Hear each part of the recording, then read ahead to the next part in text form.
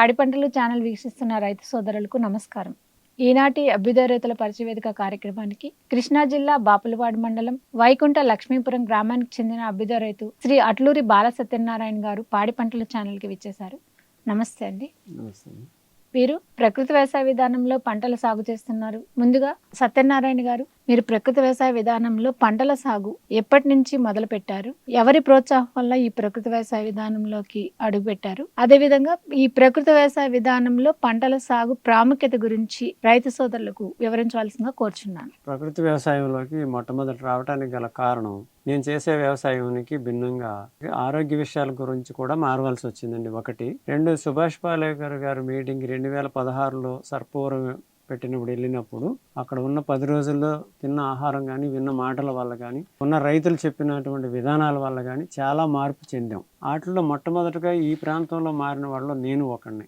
అలాగే మా గురువు గారు విజయరామ్ గారి దగ్గర అనేక సార్లు నేను వెళ్ళటం, అక్కడ భోజనం చేయటం, ఆయన చెప్పిన వినటం వల్ల అక్కడి నుంచి విత్తనాలు తీసుకుని వచ్చే 2017లో స్టార్టింగ్.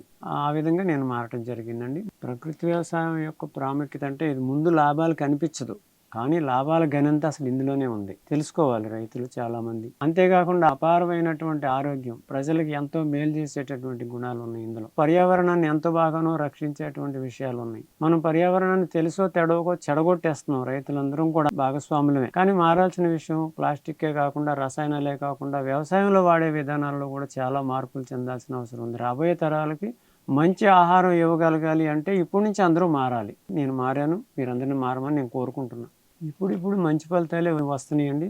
అలాగే వస్తాయి కూడా ఇంకా ముందు ముందు. మార్కెట్లో కూడా అందరికీ మార్పు అనేది కావాలనే ఉద్దేశంతో చాలామంది నా దగ్గర ఇంటికి వచ్చే తీసుకెళ్తారు. మేము షాపుగా ఎక్కడా పెట్టలేదు. మా వైకుంఠ లక్ష్మీపురంలోనే మా ఇంటి దగ్గర ఉంటేనే వచ్చి పరిపరి సాట్ల నుంచి వచ్చి తీసుకెళ్తున్నారు. అనేకమైనటువంటి వాళ్ళు, వాళ్ళకి ఇబ్బందులు ఉన్నాయి కొంతమందికి, కాకపోయినా మంచి ఆహారం తినాలన్న ఉద్దేశం ఉన్న వాళ్ళు కూడా వచ్చి తీసుకుంటారు. ఇంట్లో వాడుకోవాల్సిన చాలా రకాలు నా దగ్గరే ఉంటాయి. పసుపు అని, మామిడాలు, ఆవాలని, ధనియాలని, ఇట్లా కొన్ని మా దగ్గర దొరుకుతాయండి.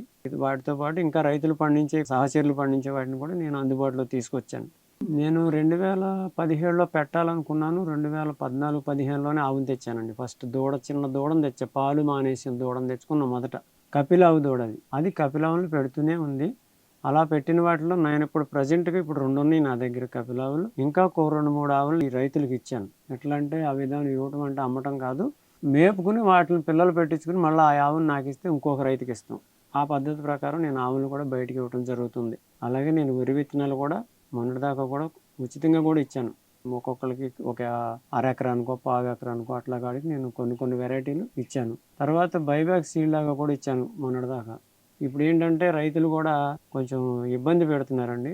ఇప్పుడు నా దగ్గర విత్తనాలు ఉన్నాయి, నేను ఖరీదుగా ఇస్తున్నాను. కావాలంటే తీసుకోవచ్చు.